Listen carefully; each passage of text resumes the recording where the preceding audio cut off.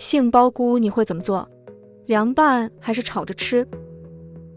今天我来分享一个好吃的做法，你也来试试吧。首先准备2个杏鲍菇、1个红辣椒、1个绿辣椒、1小块瘦肉。瘦肉改一下刀，先切成这样薄薄的厚片，再把它切成细细的长条。切好的肉丝我们装在碗中，用酱油给它搅拌一下。杏鲍菇也一样，先切成片，再切成条。看着这满满的一盘，一炒就缩水了。辣椒我们也切小一点，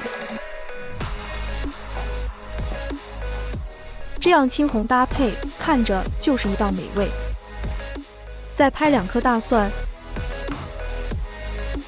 给它切成碎末，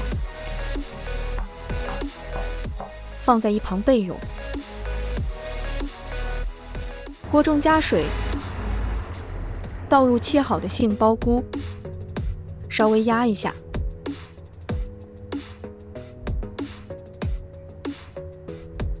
水开后，再煮个1分钟就可以捞起来了。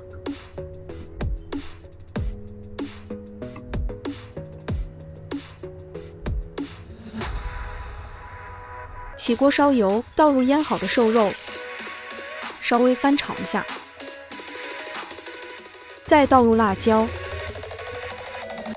杏鲍菇，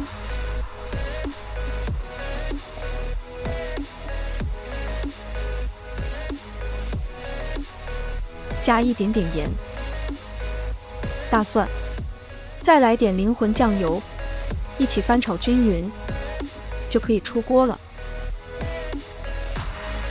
就这样，一道色香味俱全的杏鲍菇炒肉丝就完成了。